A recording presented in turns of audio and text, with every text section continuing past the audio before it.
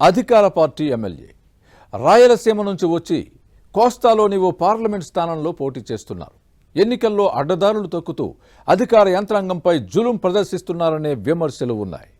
ఎన్నికల్లో సహకరించకపోతే ఇబ్బందులు తప్పవంటూ బహిరంగంగానే బెదిరిస్తున్నారన్న ప్రచారము జరుగుతోంది. ఇంతకీ ఎవరా నేత? ఎన్నికల బరిలో దిగిన స్థానమేది? వైసీపీ వ్యతిరేకుల్ని లొంగదీసుకునేందుకు చేస్తున్న ఏర్పాట్లేంటి? రిటైర్డ్ పోలీస్ అధికారులతో ప్రైవేట్ ఆర్మీని పెట్టుకున్నారా? What's the story?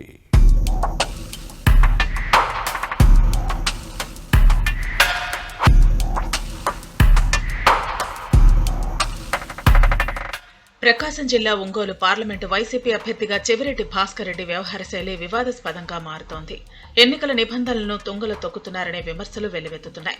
అధికార యంత్రాంగాన్ని లొంగదీసుకుని గెలిచేందుకు కుట్రలు పన్నుతున్నారనే ఆరోపణలు ఉన్నాయి. నిక్కచ్చిగా వ్యవహరిస్తున్నారన్న కొందరు అధికారులను బెదిరిస్తున్నారని సమాచారం.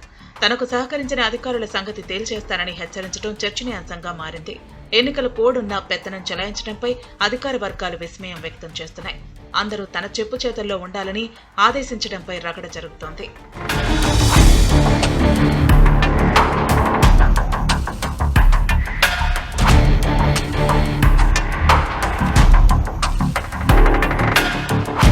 తిరుపతి చంద్రగిరి వైసీపీ ఎమ్మెల్యేగా ఉన్న చెవిరెడ్డి భాస్కర్ రెడ్డిని ఒంగోలు పార్లమెంటు సీటుకు బదిలీ చేసింది ఫ్యాన్ పార్టీ అధినాయకత్వం.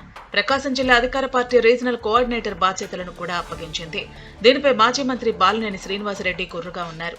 ఈ నేపథ్యంలో చెవిరెడ్డి భాస్కర్ రెడ్డి ఒంగోలును వదిలిపెట్టి పొదిలి కేంద్రంగా రాజకీయాలు నడుపుతున్నారు. చిత్తూరు, ప్రకాశం జిల్లాలో రిటైర్ అయిన కొందరు పోలీసు అధికారులను ఈ ఎన్నికల్లో పనిచేసేందుకు నియమించుకున్నారని ప్రచారం జరుగుతోంది. గ్రామాల్లో వైసీపీకి ఉన్న నాయకులను గుర్తించి అలాంటి వారిని లొంగదీసుకునేందుకు ఈ బ్యాచ్ ప్రయత్నిస్తోందనే ఆరోపణలు ఉన్నాయి. రిటైర్డ్ పోలీసు అధికారుల అండతో చెవిరెడ్డి చెలరేగిపోతున్నారనే ప్రచారం జరుగుతోంది.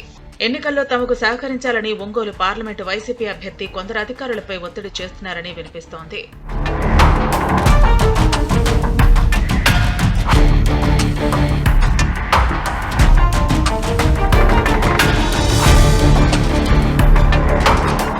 రాష్ట్రంలో మళ్లీ తమ ప్రభుత్వమే అధికారంలోకి వస్తుందని, సహకరించకపోతే శంకరగిరి మాన్యాలు తప్పవని బెదిరిస్తున్నారట.